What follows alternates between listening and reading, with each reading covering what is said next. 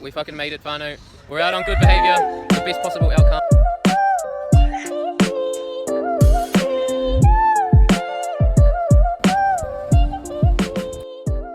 Alright, here we go.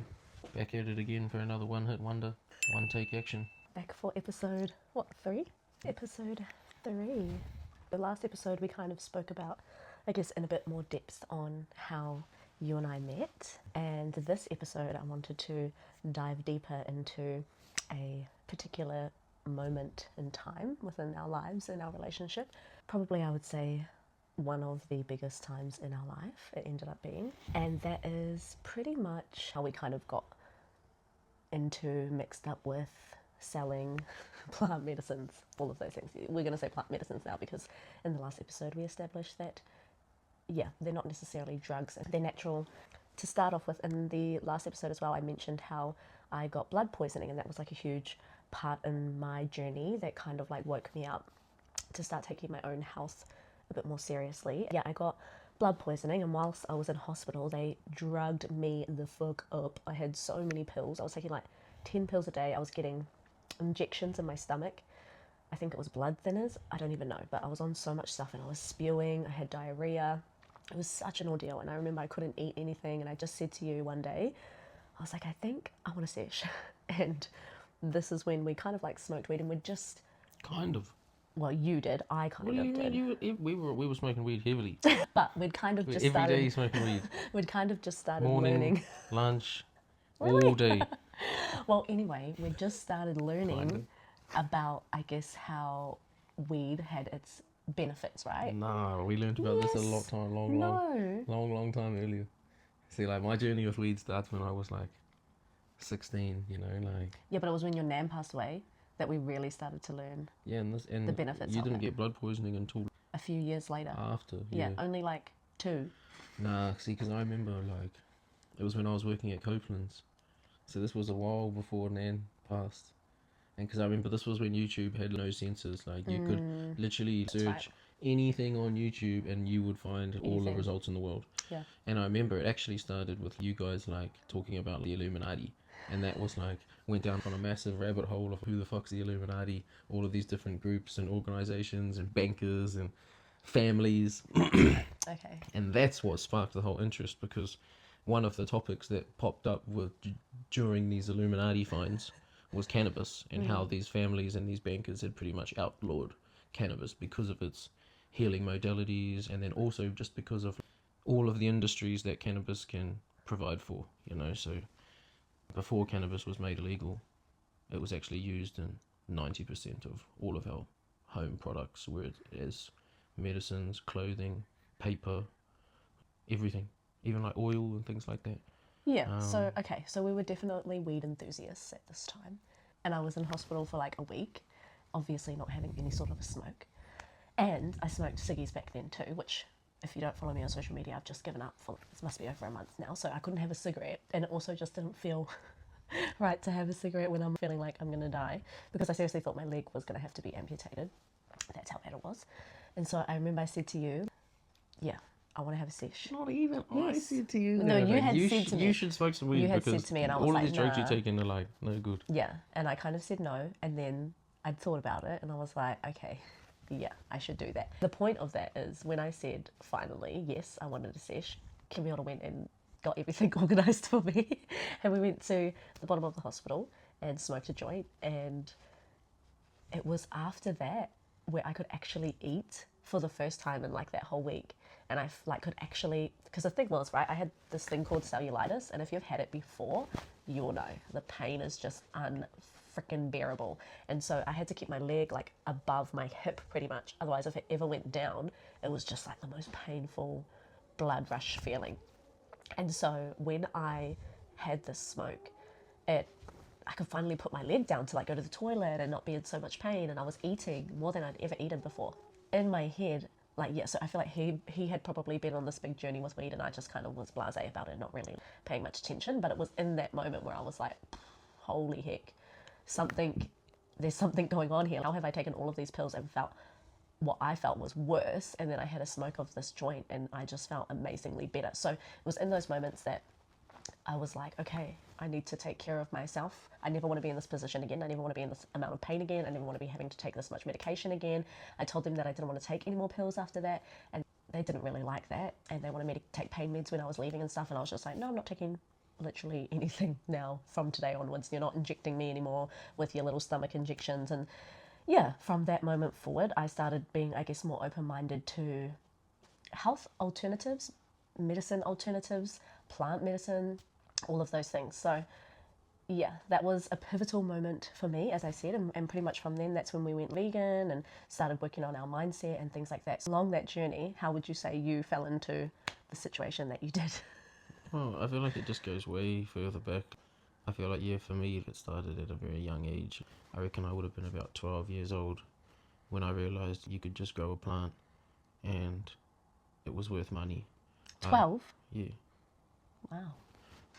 Even though I didn't really have too much interest in this plant, just like these were my observations, you know. It's like, yeah, like you could literally grow this plant which grows like very easily, and yeah, not only could you get high off of it, but it could make you a reasonable amount of money, you know. So for me, that was always very like intriguing, you know, even though I knew that it was legal, but I never really seen necessarily the harm in it. But yeah, as I got older, I think I was about maybe 17, and I got a hold of a couple like clones, which are like, I guess, baby plants, baby female cannabis plants. So at my mum's house, she's got like maize out the back of her house, which is like cornfields. Every summer they plant out the fields out the back of my mum's house with corn for the cows as just feed. So I got these clones off of a friend of mine, and I went and planted them out the back of my mum's house. And so I'd occasionally, after school and stuff, I'd go out into the back field and water my plants. And I don't know, even at that young age, I didn't know what the fuck I was doing or anything, but there was always like a thrill, or I don't know, something cool watching these plants grow, you know. And everyone that's ever grown weed can testify that it's a very Satisfying. satisfying, but it's like a real special connection that you build with these plants, you know. Even if you're They're not like babies. even if you're not smoking them, you know, like just growing them is something special in itself. So I was quite fortunate in somewhat ways that I was able to grow my own weed plants at a young age, and got to experience the benefits of using my own medicine, and then also as a young kid or teenager making a little bit of money from it, you know. So And saving money. yeah, being able to save a little bit of money, you know. So I don't know, like as a teenager, to me it was quite thrilling, but the more I got involved or like grew, especially growing it, you know, I just fell in love with it, you know. So that in turn led me to learn more about it, research more into it, and the more I researched into cannabis, the more I fell in love with the plant, you know, the more gratitude and just all-round appreciation I had for this plant. So yeah, I guess through appreciation for it, I was able to learn more about the plant and grow a deeper appreciation for the plant. So I feel like that's kind of where my love started, was at that young age.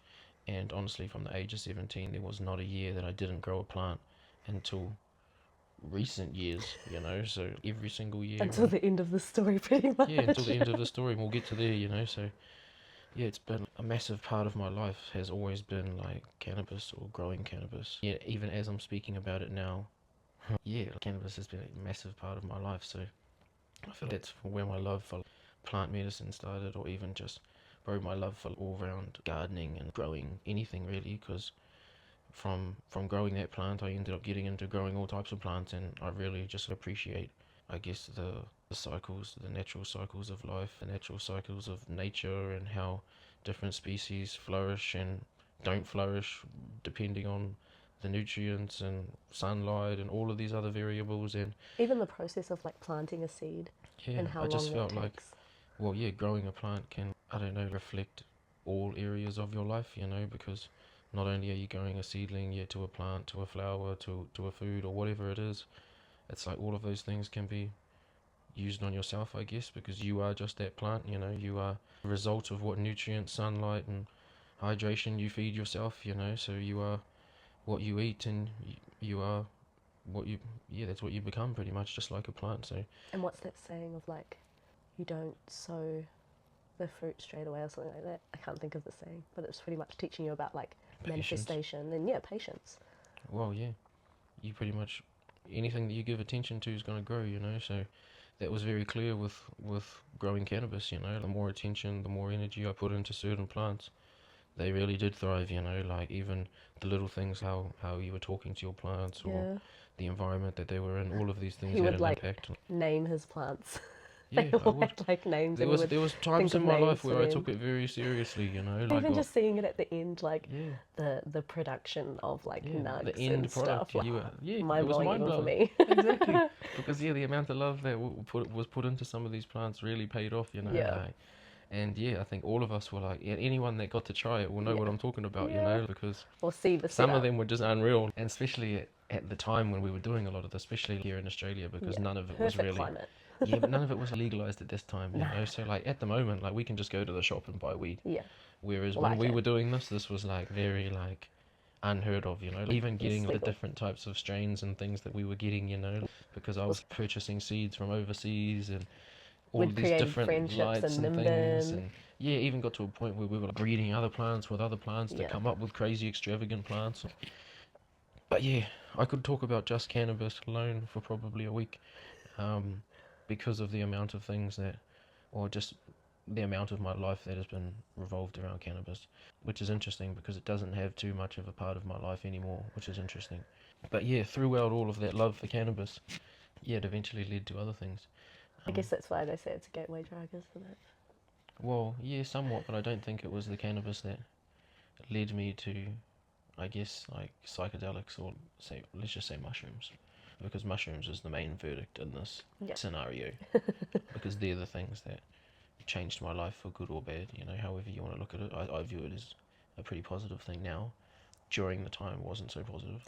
But yes, I guess, long story short, I think it was 2018, I was arrested for a commercial supply of a Class A substance, which was psilocybin mushrooms. So I can talk about this loudly and proudly because I was convicted, and yeah, I pleaded guilty because that's what I did, and there was no way around that. So And he got charged, so yeah, I got charged, which is all good. which is why we can sit here Yeah, and I tell can the talk about story. it proudly. I don't have to lie about anything. Yeah.